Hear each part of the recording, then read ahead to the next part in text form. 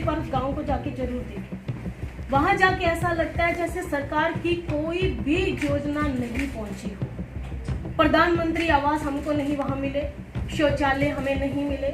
मैंने जब पूछा, छोटे छोटे बच्चे हैं आज भी नंगे घूम रहे हैं इस इतनी भीषण सर्दी में, कड़कड़ाती।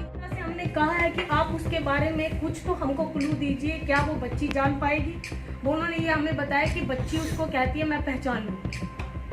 ये अभी तक हमारे सामने नहीं आया था। ये कल जो पिता का बयान हमारे सामने आया, पिता ने कहा उसको देख के मेरे आंखों में आंसू आ रहे थे। जिसको अभी खिलौना चाहिए, जिसको अभी गुड़िया चाहिए, उसने इस टाइम में, इस 4 दिन के 5 दिन के उस पीरियड में उस बच्चे ने क्या जिंदगी में जी लिया।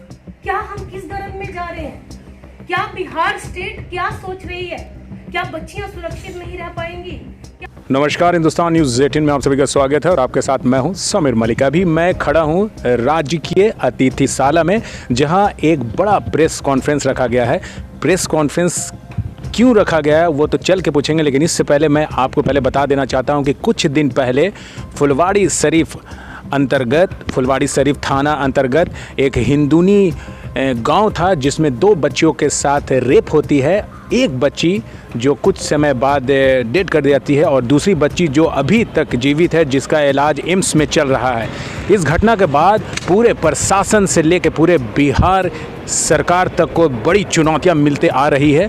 और आज कॉन्फ्रेंस करने के लिए दिल्ली से ख़ास चलकर यहाँ पहुँची हैं डॉक्टर अंजू बाला, जो कि राष्ट्रीय अनुसूचित जनजाति आयोग की सदस्य है। तो चलिए अंदर चलते हैं, देखते हैं, बात करते हैं और क्या सरकार को वो कहती हैं।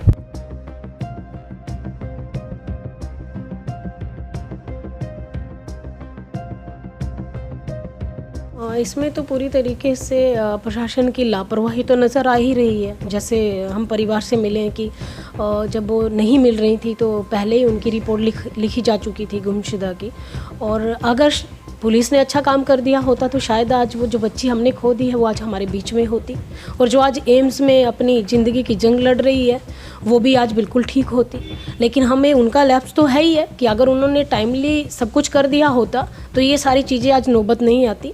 मैं जो बच्ची नहीं है इस दुनिया में, उसकी पेरेंट्स में क्या है, पिताजी तो है नहीं उसके, सिर्फ माँ है और एक 2.5 साल का एक छोटा नन्हा सा उसका भाई रह गया है।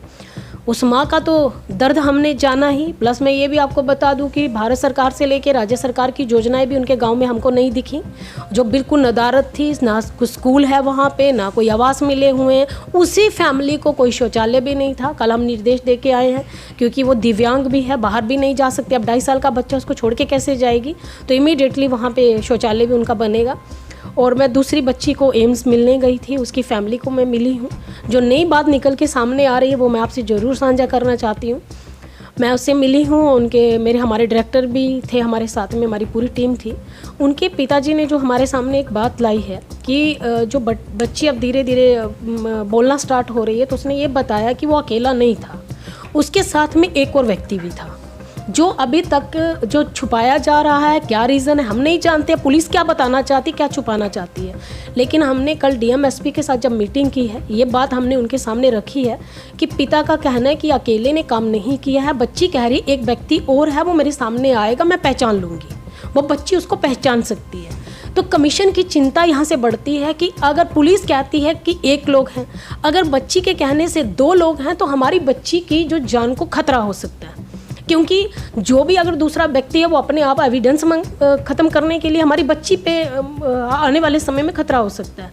इसीलिए हमने निर्देश दिए हैं एसपीडीएम को, आप इमीडिएटली उसमें आप रिमांड में लीजिए और उसको 3rd डिग्री दीजिए, ताकि वो बता सके कि उसके साथ में सेकंड मैन कौन है। और अगर वो अभी, क्योंकि बच्ची तो जो बताएगी वो जैसे जैसे ठीक होगी तभी पहचानेगी, लेकिन आप जो सेकंड व्यक्ति कोई भी है तो आप इमीडिएटली एक्शन करके उसको ढूंढिए और अपराधी को बाहर मत छोड़िए, ताकि वो फिर एक घटना करे।